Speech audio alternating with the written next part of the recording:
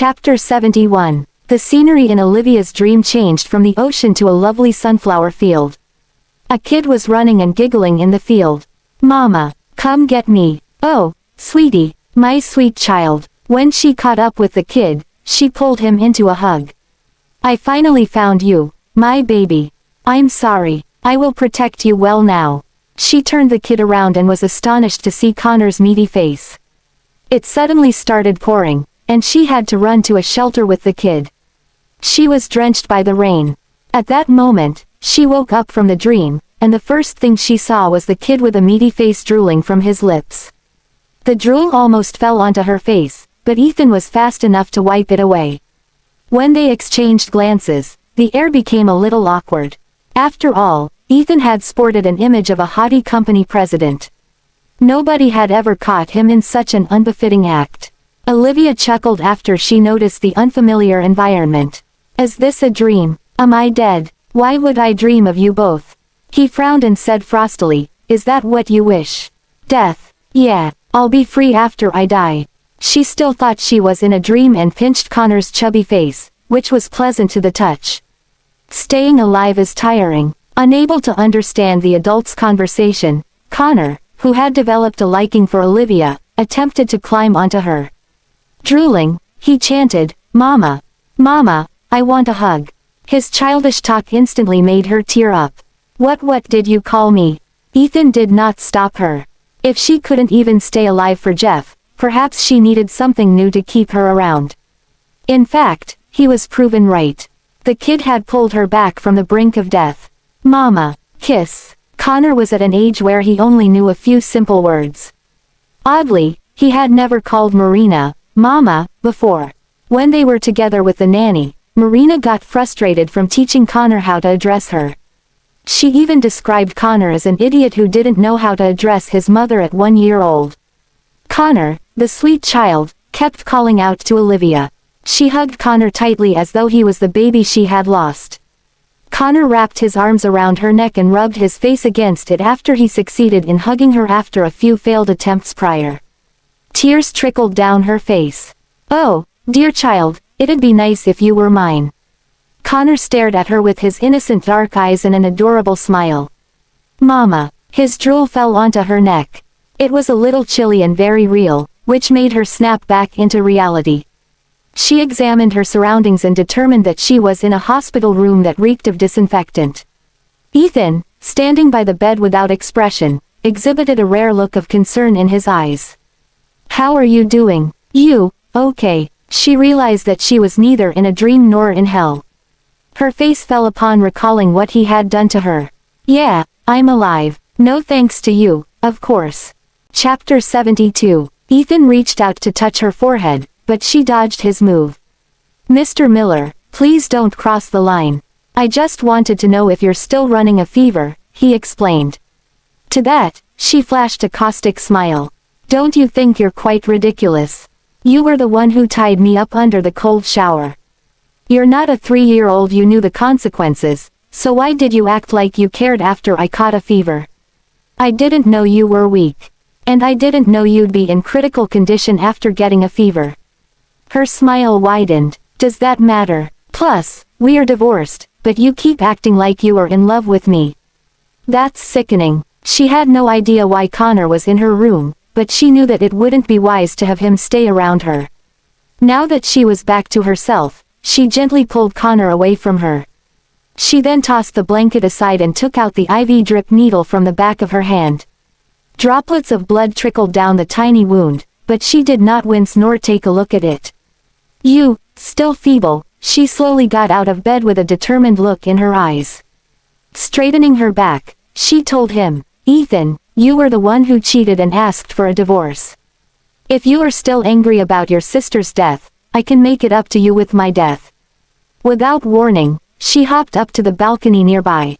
They were on the 7th floor, and a fall might mean paralysis or death. Ethan, shocked by her extreme decision, yelled, "Liv, calm down." Dressed in thin pajamas and barefooted, she stood there in the middle of the icy winds that ruffled the white curtains. Snowflakes landed and melted on her bloodless face. Her eyes were calm and devoid of any passion for life. "Ethan, you might not know this, but I have loved you for many years. I fell in love with you from the first time we met. I remembered how you saved me from drowning. At that moment, I thought it'd be nice if I could marry you. When we started dating, I had the best time of my life. But I also started worrying every day. My life has been smooth sailing from the start, and I worried that one day, God might take away my blessings. I allowed myself to carefully savor your love for what I hoped would be a long time. But karma caught up to me soon. In 2 years, I went from heaven to hell and lost everything overnight. At first, I couldn't believe that you had cheated on me. I even thought it was a nightmare and that you might return to me one day. But I woke up to see you swimming toward Marina. You abandoned my baby and me. It took me a year to get everything back on track. There was no point crying over spilled milk, so I respected your decision. I thought that we would live separate lives after the divorce. But look at what you did to me. You threatened me and even hurt the people who cared about me. I do not know if you hate me or love me more. What I do know is that you will not stop if I am still alive. This thing between us will haunt me till death. It's a miserable life that I'm tired of. Ethan, you know I was once a cheerful and free spirit. After I agreed to marry you, I felt like I lost my wings. I sacrificed my freedom to stay by your side, but you still betrayed me in the end. Tears streamed down her cheeks as she continued. I don't blame you for falling in love with another. I guess I have to blame fate for where we are right now. If you are still stuck in a rut because of your sister's death, I will atone for it with my death. From now on, I would love to enjoy my freedom. We're even. Chapter 73. Olivia stared at the pale moon in the sky, which was an apt reflection of her miserable and meaningless life.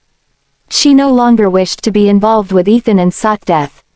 In death, there would be no love or hate. Perhaps, he might give up obsessing over her if she were dead. To her surprise, Ethan jumped and grabbed her wrist when she plunged from the balcony. Connor was disturbed by the scene and hurriedly hopped off the bed. He then jogged out of the room to look for Brent. Brent was smoking outside the room but put it out when he saw the kid stumbling toward him. He crouched and patiently asked, "Hey, Connor. Why are you out here?" Panicking, Connor explained, "Mama, cry." He attempted to communicate with gestures, but Brent had no idea what he was trying to say. Brent lifted Connor into his arms. "I'll send you back to the room. It's cold out here. You shouldn't catch a cold." Meanwhile, Ethan was holding onto Olivia's hand. She looked at him emotionlessly. "Ethan, I thought you hated me. You'll get the revenge you wanted for your sister if I die." Half of his body was dangling out of the window in an attempt to hold onto her. The veins on his arms were bulging, and his temples were throbbing. He grabbed her tighter and hissed, "Olivia, I'll kill your dad if you try to kill yourself." She flashed him a half smile. He's in a coma anyway, and he might never wake up. Maybe death would be a relief for him. Who says he's never waking up? I tracked down Leo. If he leads the surgery, your dad will have an 80% chance of waking up. You were in the medical field, and you must have heard about his reputation. Finally, he caught a glimpse of change in her expression. He worked on coaxing her. "Sure, I hated you and your dad. But now, your family's done for. He's in a coma, and we're separated. I no longer resent you." A falling piece of a snowflake was caught in her long lashes. It looked like the brittle wings of butterflies. "Ethan, you have a new family, and I no longer want to be in this world. Please let me go. It'll be good for both of us." She knew very well that Ethan's ceasefire was only temporary. She added, "We'll never return to where we were. Never." He stared at her bloodied wrist with fear in his face. It was rare to see him in such a state. She beamed. "Oh, looks like you're scared of me dying. Would that make you remember me forever? You cannot die without my permission. I'll hold you tight, and you can get yourself up with my help." He wanted to pull her up when Brent burst into the room. Brent almost lost his mind at the terrifying scene of Ethan dangerously hanging out of the window. More importantly, Olivia seemed dead set on dying, which complicated the rescue efforts. Brent quickly called the bodyguards on the ground to get them prepared. Then, he placed Connor on the bed and joined the rescue. "Mrs. Miller, every hardship is only temporary. Just tell Mr. Miller what's going on, and I'm sure he will agree to help. Please don't throw away your life. You're still young with a long road ahead of you." With Brent's help, Ethan managed to straighten up as they dragged Olivia further up. However, she was determined to meet her fate. Rather than getting entangled with Ethan, she chose death. "Brent, it's the end of the road for me." Without warning, she let go of one of her hands, and they went back to square one. "Mrs. Miller." Ethan was bent over the window but did not let go. He held onto her hand, which was his only hope at the moment. He truly panicked. Even after multiple near-death experiences, he had never felt fear like this. He finally understood how much she meant to him. "Liv, if you die today, I will bankrupt the Rogers family. You know I am a man of my word. Ethan, even when we're staring at death, you are still a self-centered jackass." She flashed him a wide smile. "You cannot threaten a person who wants to die. Nothing concerns me once I'm dead. Why must you choose death? If you had wanted to kill yourself, you wouldn't have waited until today. You would have done it a year ago or even at that time when your family went bankrupt. Liv, since when have you become so hopeless?" Ethan could not read her. In the past, she would fight her way through any challenges and never back down. Why did she see no way out except for death now? She had survived the darkest period of her life. With the wealth from the divorce settlement, she could have lived a carefree life doing whatever she wanted. "I can give you whatever you want." He finally gave in. "Ethan, did you think that I'd forgive you just because you coaxed me after how badly you hurt me? How can you go about with your life, pretending that nothing has ever happened? Do you always think you can control everything?" She added, "Let me be frank with you, you were never in control. It was Marina who pushed me into the water a year ago. She wanted to know who you'd save if we both fell into the water. I would never gamble with my child's life. Sure, I can swim, but have you thought that I was pregnant? Or that I was suffering from cramps? My legs were tangled in fishing nets, and I almost died with the baby that day." She raged. "When I was tied up in the bathroom, I begged you to save me, just like the day I was pushed into the water. But you still thought that I would be fine. Ethan, I'm fed up with your arrogance, your volatile temper, and your contradictory nature. You cannot control my life, and you won't have control over my death." Then, she swung her body hard, and her fingers slid from his palm. "No, Liv, it'd be great if I hadn't met you back then. You didn't know that you were a huge part of my youth. You were on my mind for many years just because you glanced at me once. But, it's time to put an end to it today." She forced a smile. "Ethan, if reincarnation is a thing, I hope I won't come across you ever." With that, she freed her hand from his grasp. "Goodbye, my youthful days. Ethan, let's never meet again," she thought. Chapter 74. With steely determination, Olivia jumped off the 7th floor to sever her ties to Ethan.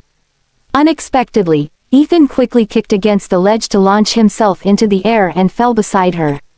Her eyes widened at the sight. She wondered, is he insane? Among the flurry of snowflakes, she locked eyes with him. Glaring, he threw himself at her with all his might like a net.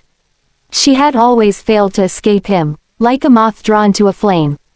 But the flames burned her, and she regretted getting close.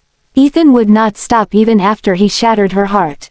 He would continue to torment and oppress her. Ethan hugged her tight, and the two intertwined bodies descended from the air at great speed. On the ground, Kelvin quickly moved a few inflatable cushions from a nearby event with the help of the bodyguards, and they managed to set it up at the last minute. With a loud thud, Ethan and Olivia crashed into the inflatable cushions before rolling onto the ground. The cushions buffered their fall, and they were free from any injuries. Seeing that, Brent let out a relieved sigh from the 7th floor. He felt thankful that he came prepared and thus averted a tragedy. Meanwhile, Kelvin and the bodyguards were flabbergasted.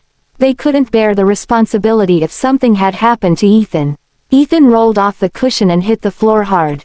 Despite frowning from the pain, he never made a sound.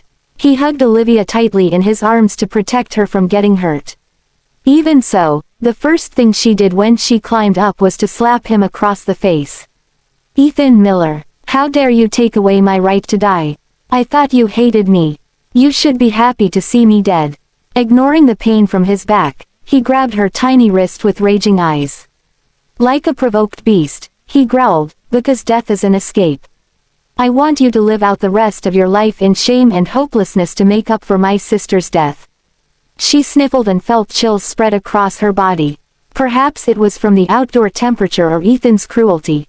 In no time, he stood up and towered over her. Even the dim light from the street lamp failed to add warmth to his visage. His tense jaw and features that were a blur in the snow flurry made him appear grimmer. There was a certain regal air about him that made her feel like a peasant at his feet. Panic set in as she felt that she was not in control anymore. Given the disparity between their status and power, and the fact that she had provoked him earlier, he might give her a harder time from now on. The hem of his coat fluttered in the cold winds as he lifted her chin. Olivia Fordham, this is an exception.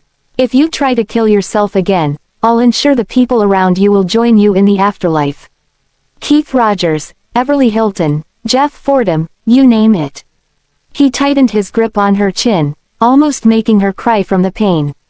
His gaze was cold. Olivia Fordham, don't ever think of dying before you fully atone for your sins. When he reached out, her first reaction was to run.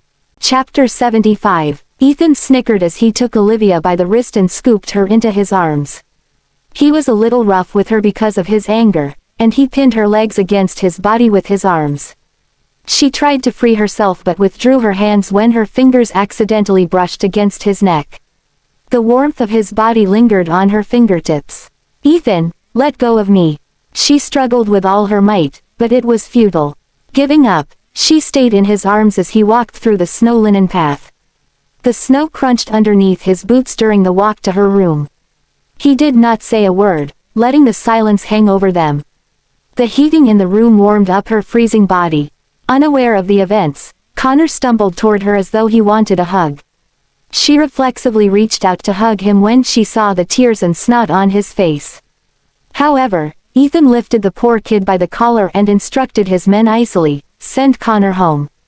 Got it. Brent was relieved when he confirmed that Olivia was unhurt. Chris came by and performed a checkup before hooking her to an IV drip. He advised her, your white blood cell count is very low. Please do not overexert your body.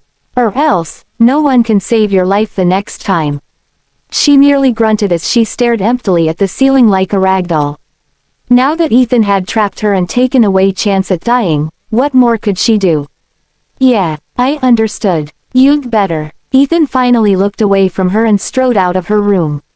Had Chris cautiously followed the hostile Ethan out and almost bumped into him when Ethan abruptly stopped in his tracks. Ethan turned around with a scowl and hissed, find out the reason behind her low white blood cell count. He sensed that something was off from the chain of events earlier. Olivia, who had always been fit, had suffered from a low white blood cell count after a fever. Moreover, she jumped from the 7th floor without hesitation. When he recalled her feeble condition and fainting spells, he believed that the issue was more complicated than it seemed. Chris nodded. Sure, Mr. Miller, we'll get her a full checkup tomorrow. You don't have to worry too much. She hasn't done any checkups in the last 2 years, but there's a low chance of her developing chronic diseases based on her past health records. That better be it. Chris gave Ethan a respectful nod when the latter left the hospital. He was careful not to further anger Ethan at such a sensitive time. Then, he rushed back to his office, where he printed the list of checkups that Olivia had to undergo. That night, Olivia's fever finally went away. A nurse came in early in the morning to wake her up. Miss Fordham, it's time for a checkup. That immediately pulled her out of her groggy state. What? The nurse patiently explained, Miss Fordham, you must undergo some advanced checkups. That sent a chill down her spine.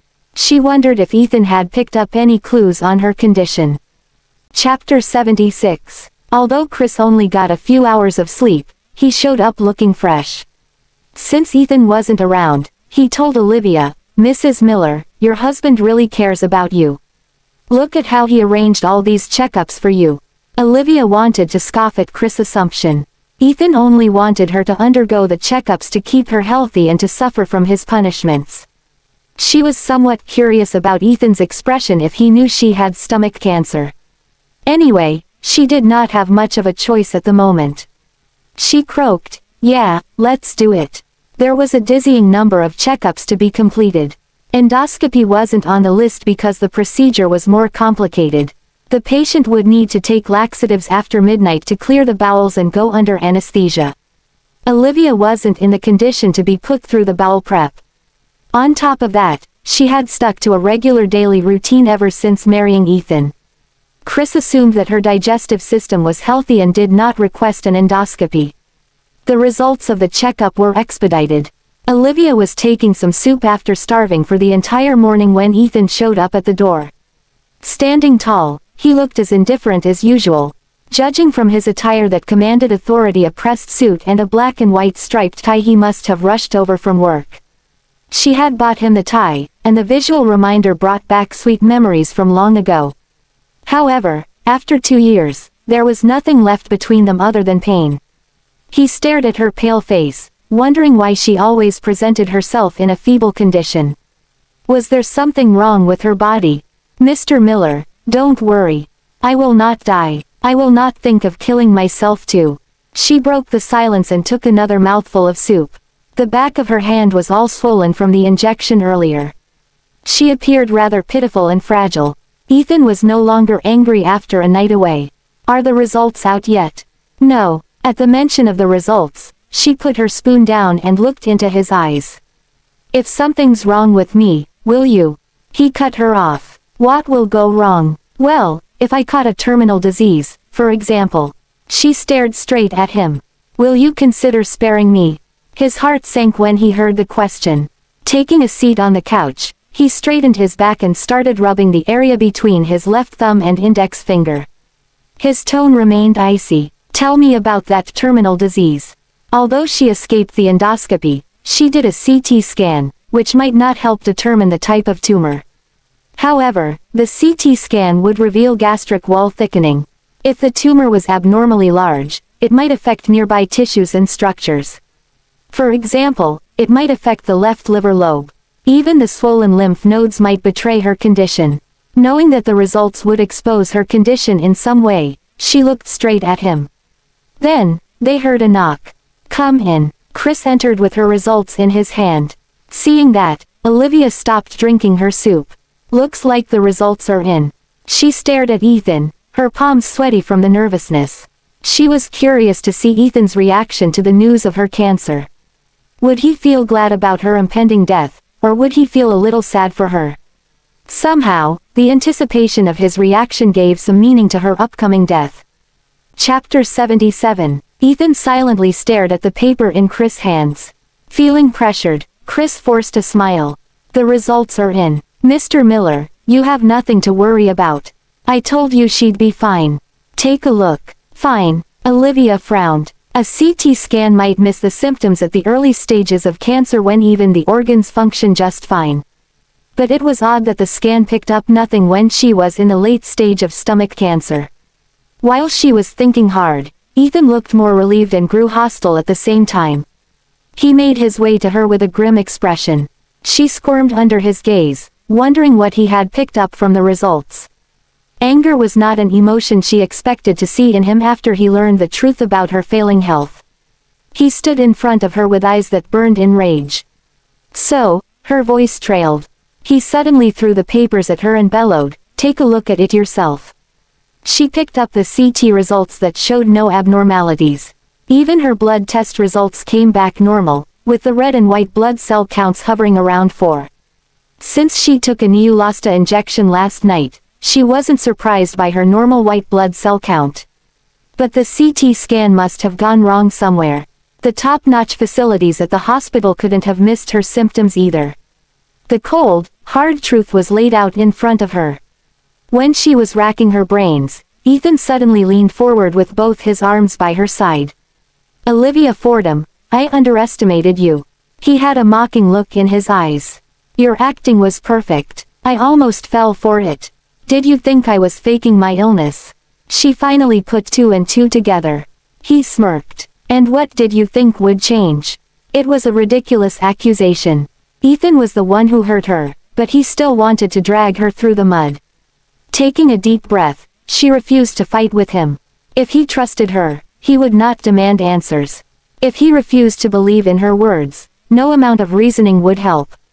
True, she had clung onto him and cooked up all sorts of excuses to avoid a divorce. However, she decided to give up on the relationship from the moment she signed the divorce papers. Somehow, Ethan perceived her condition as made up, a ploy to seek attention. Her past self would have chosen to speak up, but she was long past that stage. She looked at him quietly and agreed. That's right. I cannot give up my title of Mrs. Miller. That's why I am faking my illness. My thing with Keith was an act that I put up. Even the suicide attempt was planned. That's my true color, a cunning bitch. Now, do you see me for who I really am? He was taken aback at her no-nonsense admission. After staring at her for a while, he said coldly, "Why did you turn out this way?" That was the last straw that made her blood boil. Puffing and huffing, she clutched the bedsheet and tensed up like a drawn bow. That was all thanks to you. Chapter 78. The air froze from the tension. Chris interfered before the situation worsened. "Mr. Miller, we're all happy that Mrs. Miller is healthy." Refusing to waste any effort on Olivia, Ethan looked away and said emotionlessly, "You'd better behave." In an outburst, she let out her pent-up emotions and threw her bowl of soup at the man who thought he was always right. Behave. Fuck you. He was the one who pursued her and asked for her hand in marriage. His possessiveness forced her to give up on her future and freedom. Not only did he land her in the current mess, he dared to claim that she was faking her illness. The soup dripped from Ethan's tailored, luxurious suit. Seeing red, he gave her a death glare and marched up to her. Sensing a huge fight, Chris jumped in and blocked Ethan with an anxious look. "Mr. Miller," the soup must have slipped from her hand. "Mrs. Miller, say something." She straightened herself and replied flatly, "Yeah, it slipped." Chris sounded relieved. "Mr. Miller, you heard her. She boldly added, "If it hadn't slipped from my hand, it would have hit you right at the back of your head, you asshole." Chris was speechless. Olivia was adding fuel to the fire. Ethan shoved Chris aside and went up to hiss at her through gritted teeth, "Olivia Fordham." Fuming, she grabbed a bottle of pills from the headboard and jumped out of bed angrily. Then, she tried to smash the bottle on Ethan's head. "Fucking bastard. I'll fight you." Ethan effortlessly caught her weak hands and pinned them behind her back. Defeated in no time, she was red in the face, and her eyes were misty. Ethan felt complicated when he saw this, and he felt more pain than resentment. Finally, he drew a sharp breath to calm his anger. He flung her onto the bed and threatened, "Remember what you did today. You'd better pray that you don't fall into my hands." Her behavior was no different than waltzing across a field full of landmines. He had to exert a ridiculous amount of self-control to stop himself from grabbing her neck. However, his warning only fanned the flames. She growled, "I would never ask you for help even if I had to jump off the 7th floor." Giving her a last glare, he left the room and slammed the door behind him. Then, he took his bodyguards with him. Brent caught up to him and asked, "Mr. Miller, aren't you worried that Mrs. Miller might attempt suicide again?" Ethan took off his jacket and replied with a serious face, "A woman like her would never consider death seriously. I don't want to waste time on her anymore." Brent frowned at Ethan's conclusion. As a bystander, he had a clearer view of the events.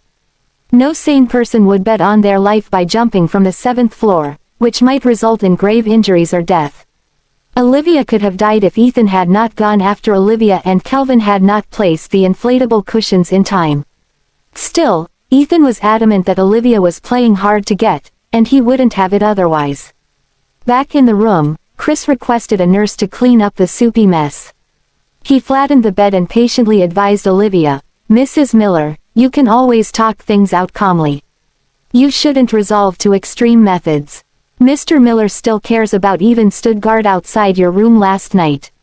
So, Olivia was in no mood for his nagging. Instead, she questioned, "Mr. Atkins, could there be a mistake in the results?" Chris immediately put on a straight face.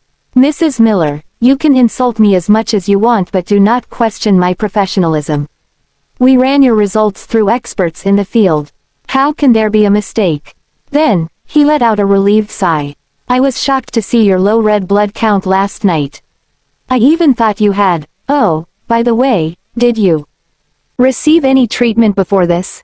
He took his duty as a doctor seriously and asked an additional question. Chapter 79. Recalling the look in Ethan's eyes, Olivia answered quickly, no. That's great, then. It's just a viral infection. You may be discharged after a few days of monitoring at the hospital.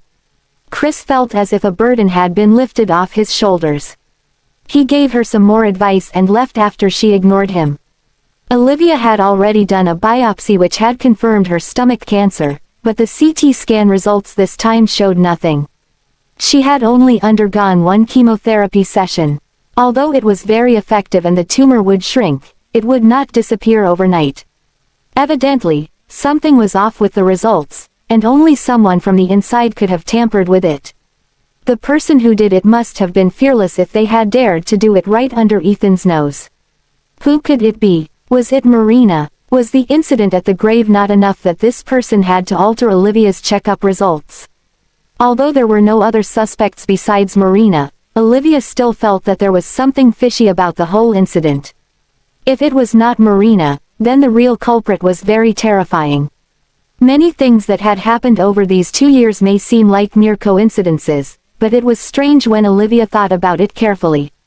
It was as if someone was controlling her like a puppet. By right, Ethan could get to the bottom of it easily, but she was a liar in his eyes now. He would just think that she was making up stories. Besides, the culprit would be on guard if they investigated openly. Olivia dared not alarm Chris, so she had no choice but to investigate the radiologist privately. Coincidentally, Mercy Hospital was owned by the Atkins family, so Olivia already had a plan. Although news of the previous night's incident had already been hushed, it had reached Calvin's ears. Before Olivia could take the initiative, he came to visit her. Calvin was different from Chris. While Chris had devoted himself to the research and development of medicine, Calvin had joined the hospital and made it to the rank of director in 3 years. Calvin could more or less guess the situation between her and Ethan, but he still smiled dazzlingly. Olivia, I really didn't expect to see you again so soon.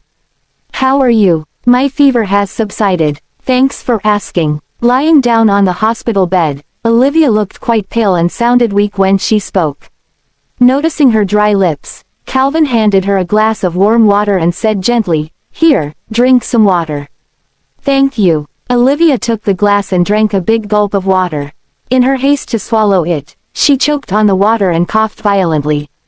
Calvin put a pillow behind her and patted her back gently. "Don't rush. Drink slowly. You're still the same as ever." Olivia had lost the hostile air she had when she was with Ethan. A look of sympathy came into Calvin's eyes as he asked curiously, "Did you drop out of university back then for Mr. Miller?" Olivia smiled helplessly and said, "It was very foolish of me, wasn't it? I thought I would have a bright future ahead of me, but when I took the leap of faith, I hit rock bottom instead. As long as you're willing to push forward, the opportunities ahead of you are endless," said Calvin gently. "You still have a long way to go." His kindness, as always, gave Olivia some courage. She asked, "Calvin, since we were once classmates, could you do me a favor? Just say the word. I will do my best if it's within my power." Olivia looked around to make sure they were alone before telling him the gist of the situation in a low voice. She had expected Calvin's initial reaction to be defending the hospital's reputation and repudiating her, but he took her checkup report instead. His gentle expression gave way to a sterner one. "Don't worry, Oliva. If anyone from my hospital dares to falsify information, I will punish them accordingly." After Olivia voiced her concerns, Calvin patted her shoulder and said, "It won't do the hospital any good if this incident blows up. I will make sure to deal with this subtly and get back to you with an explanation." Chapter 80. Olivia saw no sign of Ethan over the next 2 days, but she had everly taken care of her while berating Ethan. "Do you think that idiot got possessed? Why does he keep acting up? First, he wants a divorce, then next, he can't accept you dating someone new. Now he's even saying that you're pretending to be sick. I think you should get some holy water to drive away whatever evil is possessing him, ranted Everly. Olivia said calmly, he's not possessed. He's just crazy. After 2 days of rest, she felt back to normal other than her stomach still causing her problems. After hearing her out, Calvin suggested doing another checkup for her, but she politely declined. She just said she had already done a checkup at another hospital and was currently receiving treatment. Calvin hadn't thought much about it. He took 2 days to conduct investigations and came to give her an answer. Hey, Everly, you're here too. Calvin was wearing a white doctor's coat with a white shirt underneath. He was also wearing a black necktie and black pants. He looked tall and handsome. Everly stopped cursing Ethan out and whistled while raising an eyebrow. You really are something. Other people would look like a hospital director wearing that uniform, but you look like you are out to seduce someone. Calvin laughed politely and pointed at the badge on his chest. You can doubt my looks, but you can't doubt my profession. Everly teased him some more, but Calvin kept a bright smile on his face. Olivia, you can be discharged if we find no problems after doing another checkup. Everly, wait for me here. I'll be right back, said Olivia. Everly stuffed a cherry into her mouth and asked, do you want me to accompany you? Olivia waved a hand and said, it's okay. It's just a routine checkup. With that, she followed Calvin to a checkup room. The previous doctor had already left, and only Calvin and Olivia were in the room. Have a seat, said Calvin with one arm outstretched. Olivia was anxious and hastily said when she sat down, it seems like you found something. Calvin nodded, and his smile disappeared. You were right. Someone really tampered with the results. Who was it? Calvin said solemnly, that day, all the doctors my brother asked to do your checkup were specialists, but Dr. Thurman, who was in charge of the CT scan, suddenly had diarrhea. He didn't want to waste any of your time, so he handed the task over to Mike Crosby, the assistant intern. When Mike had finished the preparations and was about to send your results over to the analysis department, a nurse summoned him out of the room. It was in that period of time that someone came in and switched your CT scan results. The results Dr. Thurman authorized were indeed normal, but it just wasn't yours. Calvin handed Olivia a glass of warm water and continued explaining, the person behind this is highly skilled. He or she is technologically savvy. They even blacked out the surveillance cameras. There are only a few people in the radiology department, so it was easy for this person to find an opportunity to infiltrate. Fortunately, the cleaner saw what happened and told me everything. Olivia took a sip of water and put down the glass. Then, she asked, was it a man or a woman? According to the cleaner, the person was wearing a hospital uniform. It was a man. He was very tall, about 6 feet, and had a muscular build. He wore a large pair of sunglasses, so the cleaner couldn't see his face clearly. Then, was there anything that stood out about him? Calvin nodded and said, yes. He has a mole on his right ear. Perhaps he was feeling guilty because he left in a hurry and nearly slipped on the wet floor the cleaner had just mopped. She saw an eagle tattoo under his sleeve. She hadn't thought much about it at that moment and only realized something was off after the incident. We screen our employees before we hire them. The hospital usually won't hire people with tattoos on their arms. Olivia stared down at the glass of water and groaned. We can't find him based just on a tattoo. Don't worry, Olivia. I've already sent the blackout footage to a professional hacker. The original clip should be recovered soon. I'll tell you as soon as it's done.